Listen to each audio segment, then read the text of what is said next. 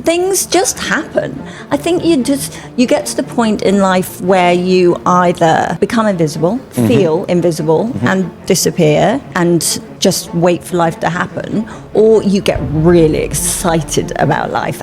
You only need a sentence from one person to change your life. If you want to lose weight, write down everything that passes your lips, and then beyond that, write down why. It's really hard, like you were saying, trying to get the message across to the children, and then you've got their teachers stopping you. Why is our government not helping with labelling? Because you can't believe labels. We'll start the process of killing the person, and then we'll hand them over to you. Got it. And you can make some money. In this episode, I'm delighted to welcome Caroline Labouche. She is a phenomenal inspiration to all that she meets. Only a few years ago, she was working in a school. And then at the early age of mid-50s, she becomes a global model, superstar. And it's just the most beautiful story I want to share with you. One thing she teaches me, she said, we've got to stop calling it anti-aging. Bit hard for me because I own a company that has anti-aging creams, but we've got to start calling it pro-aging, looking forward to our later years, pro-aging, but aging in a way where we're putting health at the forefront of everything that we do. Caroline Labouche, thank you for joining us. Thank you for inviting me. And thank you for coming to our conference. I'm loving it. What you enjoy most? I'm loving the banter. Okay. Love a good banter. Loving the meeting the people, actually being face to face with the people that you're seeing on stage. Yeah. Everyone's just so friendly. I guess we're all on the same page. Yeah, absolutely. Now, you do some, and your husband do some incredible things in terms of the running. I want to quickly touch on that in a bit. But tell me your story about career changing in... I don't even want to say your age because I can't believe you're anyway. You're amazing. Tell everybody how you changed your career and became a bit of a celeb. Well, I didn't change it. I had nothing to do with it. It was the universe that decided that I was no longer going to be a follower of an army husband. Love him to bits. He's still my husband, but I don't use his number anymore. And so I started modelling when I was 54, basically, randomly, never modelled before. I was a school receptionist and I was offered a job in London, which for some bizarre reason I thought I could do. And I did it.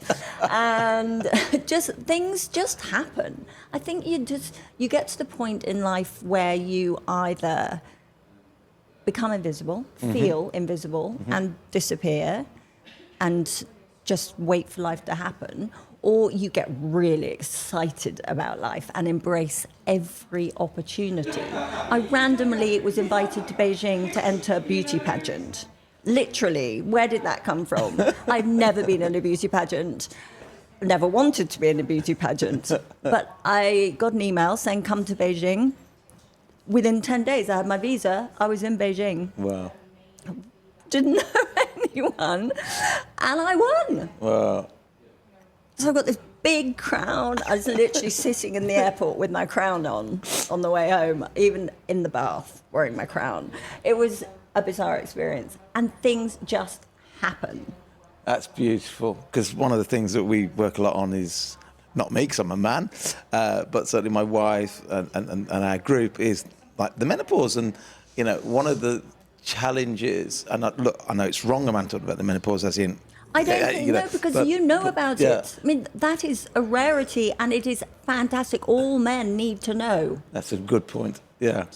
But that whole thing of, a lot of the ladies that are coaching the ladies in the menopause are saying things like, one of the ways to look at it is like a second beginning, like a new spring, and because, you've done all the hard work, most of the ladies bringing up the kids, and now it's your time. And it is our turn. You turned supermodel at 54. That's fantastic. And I totally accept, because I feel like I'm sort of in a no man's land right now. I was working in the Maldives, another random amazing experience last week, and I kind of wasn't old enough to be the granny, but too old to be the mummy. And so the guy who was supposed to be my son, no way. I mean, I would have had to be a child to have had him. might be 48. So I think it's just going to get better. I'm going to get more jobs as I look older. That's fascinating. That's mine. Found myself in the Maldives last week working. I mean, who would have thought that a few years ago? Well, even literally a month or even 6 months ago, I wouldn't have thought. But it's on my vision board. It's on my affirmations that I'm going to be traveling a lot more this year. I'm going to be modelling more this year. I'm going to be working more. I'm going to be earning more. And I say it every night and every morning when I'm brushing my teeth. So what brings a model and her elite sports person husband to a metabolic conference? I was going to say to Croydon. Well, I could say to Croydon. Is that where we are? That's where we are. Okay, yeah, just checking. Yeah. Well, you guys. First of all, I've done a lot of lives with Ben Bickman. He is a My guru hero. in our house. We love him. Yeah. So I've been very lucky to talk to him for quite some time. And then there's... Well, let's stop you there. So what's that link then? How does a model and a these people ex-army pop up on sports Instagram, person... and I think I like what he's talking about. I don't know anything about it, but there's something that I need to know more about. Okay. And so that was... Then I reach out to people and say, could we talk? And it just goes from there. And you either gel with somebody or you don't. Yeah. So that is how Ben came into our lives. Just love everything he says. Well, Ben is incredible, and that's why we've had him back. He was at our conference last year, and we don't normally... All these speakers are amazing, but the audience, want to see new faces, new stories, new opinions. But Ben is just so good. It was like, Ben, would you please come back again? Yeah. Well, it was because of him and Dr. Chafee, Anthony, that I'm here, because they both said, we're going to London. Are you going to be there? Yes, I am. If you're there, I'm there. And luckily, Olivia said, yes, come. And so I hope that I've managed to help you sell some tickets, because that was the aim. We've sold more tickets than ever before, so thank you. And I mean, it's just everyone should come and listen to these. You don't necessarily resonate with everybody, but just you only need a sentence from one person to change your life. That's right. Just that one thing that resonates with you that maybe you didn't know before. And the school teachers, I thought I would be least interested in at the end of the day yesterday. So spectacular. I mean, they're just standing there saying, we're just teachers. Yeah. They're just teachers. I'm looking at them thinking, you are so much more than that. And you are teaching the children. Yeah. And that is where, I mean, if you don't sort them out, what's the future hold? So what Caroline's referring to is at the conference, we've got all these, like, what we class as A-list celebrity, doctors, authors, scientists, explaining about metabolic health, explaining how food is addictive, how to live healthy, how to, in Anthony's case, believing that what we call our telomeres, I don't want to go into too much details, but is in your DNA. A program for 120 years. It's just that we keep screwing it up, and very few people get there. So all this great stuff. But then last evening before we broke up, we had some school teachers that know this stuff, that really know about health, talking about how difficult and the challenges they face getting the good food into school, because believe it or not, our school canteens are run by the big food companies. We aren't independent of them. Even in some of the best schools in the UK, you'll find pizzas, McDonald's and rubbish like that being served. And so we're poisoning our kids, and yet these group of teachers are trying to kick back. Even hospitals. I know we're going way off. No, let's stay on this one. But the food in hospitals, but in the cafeterias. I was lucky enough to work as an ambassador for King's College Hospital in Dubai for 3 years, and the rubbish that is for sale, chips. Yep. Why are you serving chips in the cafeteria area? I mean, I don't understand. Well, my dad's a type 2 diabetic, so he should really be cutting down the carbs right down, because type 2 diabetes, as we heard yesterday, is actually what's the word I heard yesterday that was beautiful? It's a carbohydrate, sugar, toxicity disorder. which I Oh, thought was yes. brilliant. Yes, it's a that was mouthful. Ken Berry, was it? Carb toxicity disorder. So my dad comes round after having this other illness, not his diabetes. Food trolley comes round. There was not one choice that wasn't sugar-loaded carbs. Not In a one. hospital? In a hospital. Not one. Not like. And who's responsible for that? Well, it's because we've still got an eating guideline in the UK that is so antiquated and out of date, and probably itself funded by big food. You know, if you look at the Eat Well guide in the UK, it's in different segments, but there's still pictures on there of processed foods. They're still saying you've got to have loads of carbs, which, you know, we know turns into sugar. Probably wouldn't be as bad as when they invented this silly thing in 77, when bread was a bit more like bread, you know, just the 4 ingredients or 3 ingredients, you know. You can get away with 3 ingredients of bread, can't you? You get yeast, your water and your flour, maybe a bit of salt. But like a McDonald's bun now has 14 ingredients. So bread today isn't bread back then, and yet we're still feeding that It's in the hard to hospitals. find good bread. Yeah. Because I do eat it sometimes. Well, you know, a little bit now and again. A little bit now and again. But I was going to come on to what you eat in a minute, because you look fantastic. Thank you. Your husband is similar age, winning ultramarathons, training. Triathlons, Ironman. Ironman, sorry, Ironman. I spoke to him last night. Training some days 4 hours in the morning. At least. I don't wake up with my husband. I don't wake up with your husband either, so that's fine. And also looking fantastic. So what is your at-home secret to both looking fantastic? I don't know if I should say this, because I recently heard that it was the wrong way of looking at it, but I don't eat a lot. Okay. I don't believe I need to eat a lot. Mm-hmm. And when I do eat, it would be low carb. Mm-hmm. So I do eat cheese. I love cheese. Cheese, meat. If I'm cooking a meal, maybe some chicken sautéed with some cream. And then I was putting spinach in it. And then I was speaking to a woman about oxalates. I shouldn't be eating spinach anymore. And then I feel guilty for eating green stuff because of Dr. Chafee, who says that vegetables are trying to kill you. Yeah. And it's a minefield. So you just have to pick what works for you and how you feel. Mm-hmm. So we do eat spinach and avocados. So do I. Yeah. You need your avocado, full of fibre. I do love a bit of avocado. Yeah, look, Yeah. and this is a debate we have all the time. So last year, Anthony Chafee, Dr. Anthony Chafee, you just talked about Sean Baker, another carnivore. And we took at this same conference last year the risk of putting 2 carnivore doctors on stage at the same time. Well, Anthony dialed in from Perth, but one on stage, Sean Baker. Both authors, both. You look at these 2 doctors; they are carnivore. They eat nothing but meat, and they both look. They look Fantastic. Oh my like goodness, God! I think you said that about Anthony last night. I don't think your husband heard. We'll cut that bit out. I think David agrees. He's a beautiful man. He's a beautiful man, and Sean's the same, and winning strongmen competitions in rowing and things. And then on stage at the same time, we got 2 doctors who themselves were vegetarian, both looking quite healthy. And we went, come on then, let's have this fisticuff. Let's have like the world's first proper debate about should you be vegetarian. Good? We did it last year. At this, it's online, you can find it. Okay, I'm going to watch that. It was a great debate because in isolation, Anthony and Sean, you'd go, I'm going complete carnivore. They look fantastic, got to do that.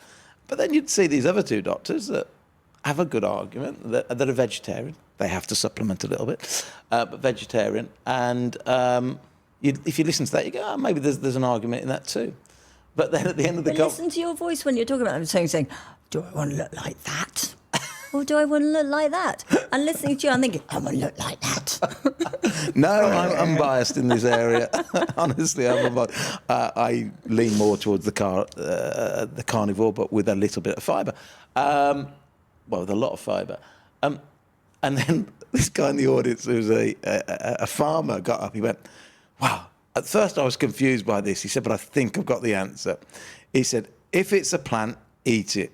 He said, if it eats the plant, eat it. But if it's manufactured in a plant, Leave it alone. I love that. Leave it alone. I might have to steal that. You can have it. It wasn't mine. I stole it as well. Wow. And that's really, there is some logic in that all plants have some toxicity. There is no doubt about that. And if you listen to that argument from our two friends who look amazing that are avoiding the plants, that stacks up.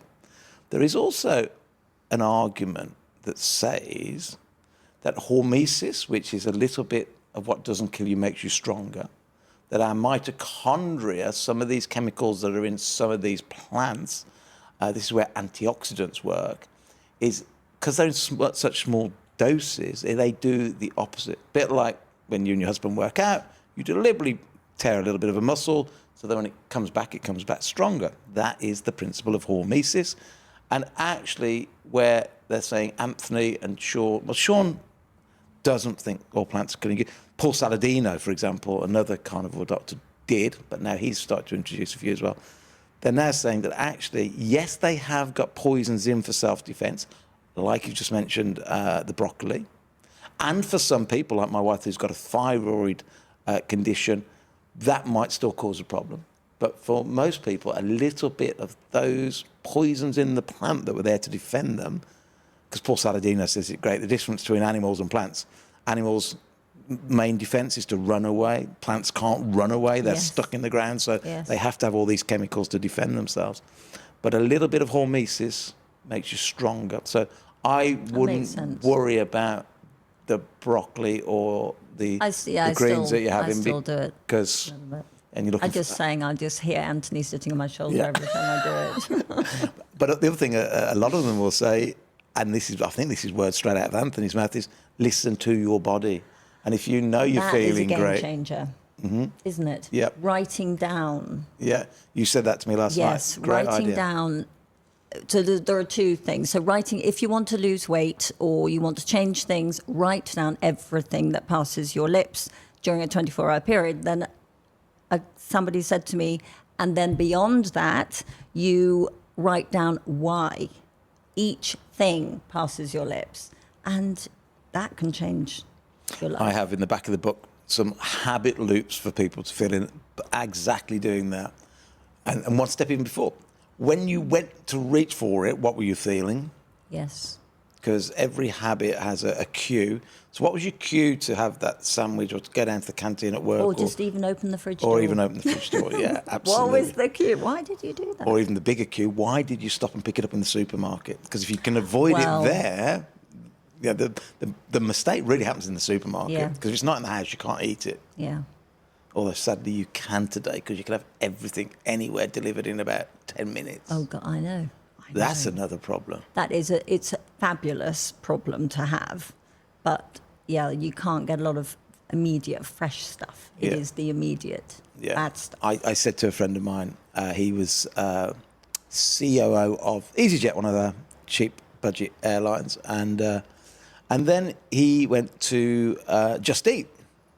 I think he was COO or even CEO, and I had a glass of wine one night, and I said, "How you enjoying killing everybody?" And he went, "What are you talking about?" I went, "Well, you're killing everybody. You're delivering junk food at the wrong time every day." And he went, "Look, you may have a point, but we're only fulfilling what people are asking for." He said, "If you can do your bit, Steve, and get everybody to ask for healthy food, then we'll just deliver the healthy food." Where do they get it from? Well, they can. Just Eat can deliver it. And my wife, because we've got loads of kids, I'll go and do a supermarket shop, but because I'm a man, I always forget something. And she can have literally anything I've forgot delivered in 10 minutes. It's just incredible these days. So I can't even go blaming Just Eat and Deliveroo. What we've got to do is make sure our voices get heard more and more so people just get the message. Everyone wants an easy life. You've got to get around that. It's just easy. Let's make good food easy. Yeah. Okay. That's what we could try, haven't we? Well, no, together. I mean, you've got a much better audience than I have. Well, not better. My audience is lovely, but you've got a huge following, and it's that thing I said last night. It's the cake. You've got to make it convenient, affordable, give everybody the knowledge, and make them enjoy it. Because if you don't enjoy it, you're going to fall off that wagon. But yeah, it's just so easy to say it's too hard. I mean, I'm going to be thinking about this day and night. But it feels everywhere you turn, there's something stopping you. Mm-hmm. It's really hard. I mean, even like you were saying, trying to get the message across to the children, and then you've got their teachers stopping you. Yeah. But if somebody's a lot overweight or got diabetes type 2, I say it is hard to change. But what is harder, spending the rest of your life struggling to get out of bed every morning, struggling to get up the stairs, not being able to, walk without getting... What is harder? And the suffering I see, and I was there. I was obese for 30 years. And I wasn't lazy. And I thought I was making the right food choices, but I wasn't. And I just tell you that life was hard. Once you get past that first few weeks of changing, life is so much easier. It is. But so many people don't believe that they can do it. Tell them for me. I'm trying bit by bit. And I'd just like to point out, I could be bigger if I wanted to be, if I didn't have the choices the everyday choices I make. I love sweets. Love them. I could sit and eat a packet of Maltesers right now, a family pack. I don't think there's anybody that can't. I could. I did. Yeah. So it is about choices. And David and I, are both on each other's back every day. We do not want to end up in an old people's home. Yeah. And that is our mission, not to do that. David says he's going to live until he's 108, and we are not living without each other, so I'm going to have to do that also. I loved David. I said, why 108? You know, some of us are going for 100, some 120. He said, because we made the decision together. He said, I think he's a year older than you? Or? He's 61, yeah. Yeah, and he goes, well, I made a decision when I was 54 that I'm halfway there, so that was 108. So that's it. There you go. That is it. So that's the mission. Yeah. And people go, is that realistic? We are designed. We think our telomeres, which control our DNA, we think we're designed for 120. But things get in the way. Yeah. And we've got to take those things out of the way. I said on a podcast some time ago that in the UK, a male adult's life expectancy today, a male adult, these are the important bits, male and an adult, is shorter than a male adult's life expectancy in 1870 in the Victorian era. No. Yes. Now, people go, Steve, that data's wrong. That data is in the papers. It is published. The things are, we're saying adult. So many, sadly, children died before they got to 5, which skews all the numbers, the data. Sadly, so many ladies died in childbirth. But if you look just at a male adult, and the adult's the word, that a life expectancy is shorter today than 150 years ago, when there was no penicillin, no antibiotics, no National Health Service, and the things that would kill you were things that you caught, you know, the tuberculosis, the polio, all those things we've completely eradicated. But now we're all dying early of these other diseases that weren't really... Yeah, there was the odd case of obesity and diabetes 100 years ago. We know there was the odd case because, you know, Banting and people told us that.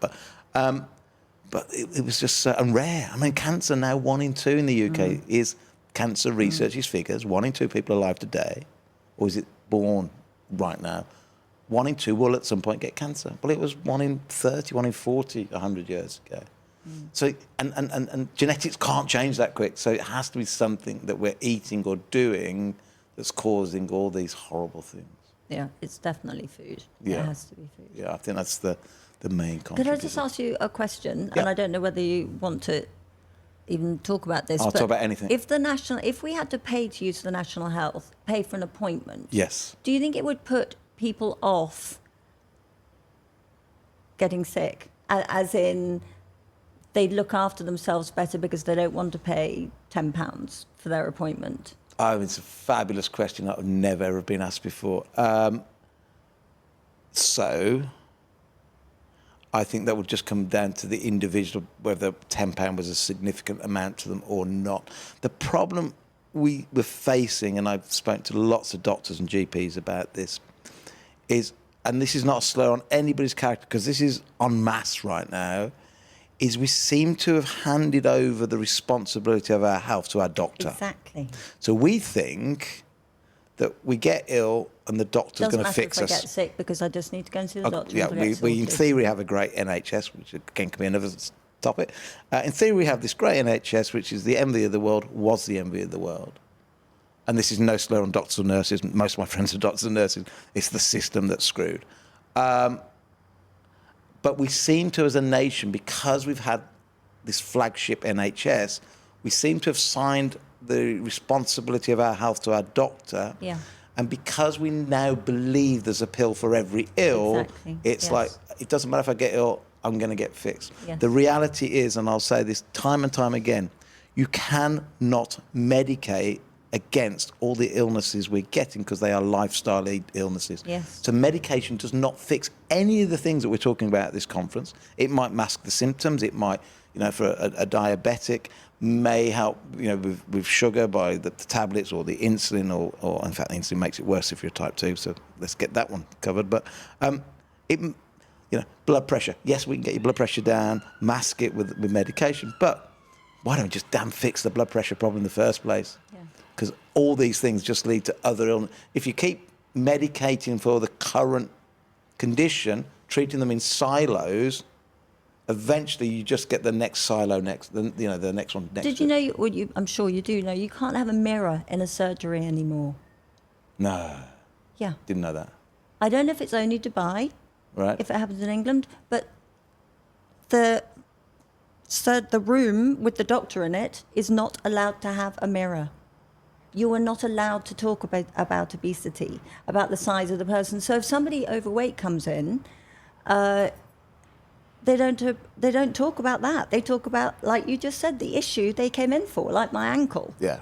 Well, there's a bigger problem here. There is a big problem. But they're And- not allowed to broach the subject. Okay, here's my 2 penny on this, and it drives me insane, right? There is virtually no such thing as being healthy if you're seriously overweight. There is no such thing. We agree on Maybe that. one person will get away with it out of 100. If you're overweight, you're putting risk on your body, you're putting stress on your body. Yeah. But we also know if you say to somebody you're overweight, it makes the condition worse, not better. A bit like saying to a smoker, here's the example. National No Smoking Day is the day in the UK that more cigarettes are sold than any other day. No way. Yeah, you tell a smoker, look, that's dangerous. The stress levels go up, they smoke even more. And also, don't tell me what to do. Yes. 2 things. Don't tell me what to Kind do, of like that. but you're scaring the crap out of me. I go to cigarettes because they relax me. So the day that sells more cigarettes is No Smoking Day. Wow. This is why we have to remove the stigma on obesity. So the first one we have to say to anybody that's overweight, and my God, I've been there. 30 years I was obese, right? So I've been there. That's a big book. It's as big as my belly was a few years ago. I could have got quite a few of those down my trousers pants before. What we have to do is we have to make sure when somebody's overweight, we have to get the message across. It is not your fault. Because it is not your fault. Because you've been misled. It is not about counting calories. It is not about calories in, calories out. It is not you making the food decisions at the moment because it's subconscious because the big food corporations are deliberately getting you addicted to it, playing on hormones. These are scientists. They know exactly what they're doing. So if you're overweight, it's not your fault. I say to anybody that's overweight, if you was to go back only 3,000 years ago, and our genes are the same genes pretty much, evolution takes way longer than that, you would probably be the longest living person in your village. Because we are wired to see food and eat it and consume as much as we can because our brain still thinks the number one cause of death is starvation. But it isn't. We know that now. But our brain still thinks it is. Our brain is wired to say the number one thing that's going to kill me is I'm going to run out of food. So eat. So we now have to trick the brain now to go, that isn't the problem anymore. We've got Deliveroo, we've got microwaves, we've got, supermarkets on every corner. So first of all, it is not your fault if you're overweight. But what we've done instead, rather than get that message out, we've gone, can't talk about it, can't have the mirror in the surgery. Let's have more overweight plus size models. Yes. And that to me on the is, front of the magazine. and that to me is wrong. Sorry, but I don't want to think fat it's shame, wrong. but also glamorizing It's it. not You're okay. glamorizing poor health. I want you to be on the front of every magazine going, look, we know it's difficult. If you're overweight, it's not your difficult. fault. It is a But choice. For me, it's a choice. And finding the right people to help you. yes. And I think you've got a few of those. Well, there's a lot here. There's a lot in our gang. But we're facing two big industries, food and pharmaceuticals. And a lot of my friends go, oh, but the pharmaceuticals are out to make us better. Bullshit. Pharmaceutical Who companies says? want to mask the symptoms because if you get better, they stop selling you their product. Yes. Tell me any corporation that wants you to stop using their product. There isn't such thing. They just want to keep helping you out. So big pharma's not on your side. Great if you get an acute illness and you need it. And I'm not knocking, antibiotics when used appropriately. They're life-saving, save family members' lives. My dad's diabetic. Without the drugs, he probably wouldn't be here. So I'm not knocking it, but I'm just saying that big pharma overall only make money when you're sick. So that's a problem. Big food, the cheapest thing, sadly, to produce is the sugar. It's the sugar that gets us addicted. Therefore, something like Robert Lustig was saying, 73% of products in the supermarkets and in the States, and we always follow the States, sadly, thank you, America, 73% has added sugar. You can get added sugar in chicken breasts now, breasts, and you don't know it's there. And then they have to put other things into mask it. Then they have to put other solutions in so they don't have to declare it because it's part of the processing, not the actual ingredient. And it's just a minefield. So anyway, overweight, not your fault. All I pray is the likes of Caroline, myself, the gang that are at our conferences start to get this message out that you're being conned. And I mentioned it last night, didn't I? In my speech, I said the way many people stopped smoking in the end was they started to hate the companies that were making the cigarettes that they got addicted to. That was very interesting, so that point. we have to get the kids, the teachers, the mums and dads to understand what big food corporation is doing to that food to deliberately make you addicted. Yes, you're enjoying it, but you're enjoying it because they've made you get addicted to it. Yeah. And isn't it amazing, some of those things, most people in Britain might not know this one, but there's a crisp brand in America called Lay's. Yes. And their marketing phrase, I don't know if it still is, was, I bet you can't eat just one. So now that we know sugar is a poison, it's unequivocal, we know sugar is a poison. It's like Pringles. Once you pop, you can't stop. Exactly the same. That's the one we have in the UK, Pringles. Once you pop, you can't stop. We know their food is addictive. We know sugar is a poison. And I can go chapter and length hours to prove that sugar is a poison. So we're letting them then market, almost slapping us in the face, going, I bet you can't stop eating my poison. I bet. Yeah. I mean, imagine if heroin had some, became legal for some reason, and their marketing was, I bet you can't stop. I mean, you just couldn't do it. But that's what they're doing. Yeah. So I'm telling you that because I want you to start. It's hard to loathe the thing you love, but I have to get people start going, yeah, that's wrong. That's wrong. Well, we're going to have to come up with some snack. Oh, have you tried those CD snacks downstairs? They're great. 2 carbs for that whole packet. Yeah. They're delicious. Yeah. Or learn to make your own flaxseed biscuits at home. Well, I do, but sometimes, it's quite nice to have that little packet and know that it's a good product. Yeah. So they are available. Yeah, I mean, we've got some products. We do these fibre noodles that look like spaghetti that are absolute carb-free. Yes. You saying that with a bit of, ooh. Well, they smell a bit because they smell. seaweedy. Mine don't. That's because even those companies that first invented those put chemicals in them to extend the shelf life, but they were silly because it made the consumer experience not nice. We don't use any chemicals in ours. There you go. You pop them no open. screwing up my face with yours. No. And it's just things like that, So people might go, I can't give up the pasta, which I know turns into sugar, which put the weight on. We've got an alternative. The crisps, there are healthier crisps, like the ones, and biscuits that you just talked about. But it's that seeking it Are out. they healthy crisps? Well, biscuits. Your flaxseed biscuits you were just talking about. They are delicious. Seaweed crisps you can get are fine certainly for weight loss. Coconut flakes act like crisps. Act like crisps. I can make crisps in my dehumidifier at home out of all sorts of things. So you can spray the potato with a healthy oil. Yeah, or no, get rid of the potato. Yeah, get some celeriac, or get some. Are you a cook? Yeah, I've written a book or two. You've written a cook. Where do you get the time to do all of this My stuff? wife's very forgiving. And you'd think with 7 children that I'd have no time on my hands and all these challenges I do, but actually it's the opposite because the kids all look after themselves. I mean, don't get me wrong. I'm impressed. I'm still there. Seriously impressed. Yeah.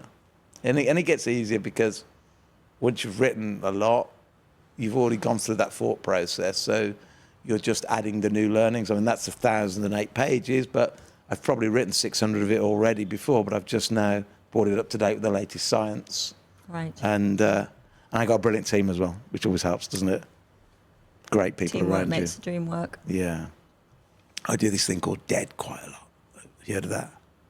DEAD. Delegate. Oh, right. Yeah. Exterminate. Yeah. Automate. And if you can't do all those 3, then just do it. But I try and do those 3 first. Exterminate. Get rid of so you get a job to do. Right. First of all, can you delegate it to your team? Right, love that If you've one. got a team? Yeah. If you can't delegate it, can you just exterminate? Can you just get rid of it? Is it really that important you need to do it anyway? Okay. Yeah. If you can't delegate, exterminate. Your husband will know this because he's also a CEO coach, isn't he? Then you allocate. Can you delegate? Can you exterminate? Can you automate it? Is it something that keeps coming up that you can just automate the process? And then if none of those 3 apply, then you have to get on and do it. But by the time I get down to the do bit, I've learned, having run my own companies for 35 years, I haven't got really, I'm still running like 9 companies. My to-do list is normally quite small because I've got a great team around. And then you focus in on the priorities, and my single real priority in life right now is trying to get this bloody message out that, if your overweight's not your fault, there is something you can do about it. Start. I know it's hard to hate the company where you like the product at the moment, but if I can show you the number of E numbers, so they go, oh, McDonald's 100% beef burger. Okay, maybe the beef burger is, maybe it is, maybe it isn't. But why are there 14 ingredients in the bun? So you need 3 or 4 to make bread. But where do they get that information from? Believe it or not, McDonald's, I'm going to give you one bit of kudos, tell you on their website. Okay, but if I walk into McDonald's, I'm not going to look at the website. You're not going to get it there, but if you go to 14 ingredients in their bun, 14 ingredients in their cheese. Their cheese is not cheese, their bread is not bread. Well, no. So, I just want people to stop and think about what that's doing to your brain and why you love it so much. You love it so much because they're trying to get you addicted, because they have to get you addicted. But why is our government not helping with labelling? Because you can't believe labels. Trying to find good cheese, because recently they said, right, no processed cheese. We love cheese. Yeah, I love cheese. Trying to find good cheese and finding the ingredients in a piece of cheese in a supermarket. It is so difficult in a supermarket. And the writing's that big. It is so difficult in a supermarket. And it is. And you don't need to believe it. Don't know if you believe it even. No. So the problem is, if you know how to read the label, that helps. But there's also, I say, what's not on the label, because we don't have to list all the ingredients that go into processing, which can hide a lot of problems. But back to the McDonald's one, on their website, 14 ingredients in the cheese. Cheese should have 1, 2, 3 ingredients. It's not cheese. It's not cheese. And I told that story last night that, the Subway bread. So if I can get you to start looking at that McDonald's a bit differently, learn to make your... Don't have to learn to make burgers at home. Just buy it, chuck in the saucepan, put it in the shape. The easiest things. You buy the meat, the mince. Yeah. Literally roll it in a ball, put it in the frying pan. Yeah. Bob's your uncle. Yeah, and then get 2 big. And it tastes so much better. And then if you really want to lose the weight and don't want to then have some bread on either side. Well, we don't do that. We just have the burgers. The burger, less either side, or a portobello mushroom fried, top and bottom, even looks like, put some sesame seeds over the top, even looks like a McDonald's or your favourite burger, but now full of nothing but goodness, Okay, I'll add the portobello mushrooms. But the problem is, I keep saying, you got to have your cake and eat it. Can you make it convenient? It's a little bit less convenient. So then learn to batch cook it and. But we've got to drive people to start questioning the morality of the big food companies that are there to deliberately get you addicted, playing on that hormone that goes, it is natural, and you have to understand this, everybody, it is natural to see food and want to eat it, because that's... So Big Pharma, so are they holding hands, the food industry and Big Pharma? Are they saying, we'll start the process of killing the person and then we'll hand them over to you, Got it. and you can make some money off the back It's a of that? convenient marriage. Yeah. It's Are they connected, though? I don't think they have. I don't think they sit and have meetings about this. But They might. people say, "Are you a conspiracy theorist, Steve?" And I go, "Absolutely, I am." But that'd be taking it a bit far. But they have. It's a perfect marriage, isn't it? It is perfect. My industry will make them all sick. Yeah. My industry will make them all better. Yeah. No, they won't. My industry will make them not realise they're sick, so you can carry on selling your product. Yeah. And they are massive. You know, they are two of the three biggest industries. And if you want to know which food makes you sickest, here's two ones to think about. Which ones are advertised the most, and which ones have the most health claims, right? So which ones are advertised the most means they make the most profit, which means they can afford to advertise more. So when it comes to supermarket product, the biggest category for advertising is cereals. Is it? It is cereals. Bingo. Yeah, cereals is the biggest advertising spend on TV advertising, press advertising. I remember when my kids were small, that was the big thing, wasn't it? The kids got to go to the cereal aisle and pick their Cheerios. Yeah, and us as parents thought we were doing the right thing, because you walk down there are more health. There are so many health claims down that aisle. Yes. So we thought we were doing the right thing. Added protein, added. This, good for this, good for that. I didn't read labels back in those days. I just read the front. Yeah, well, that's right. Yeah. My eldest two children, I thought I was doing it right. I'd tell them off. You've only had 2 shredded wheat. Where's your third one? Come on, you've got to feed yourself while you go to school. Weetabix, yeah. Yes. And my clinical, in the trials that we did, Weetabix was one of the worst for putting your blood sugar up. One of the worst. I can't wait to read your book. Thank you.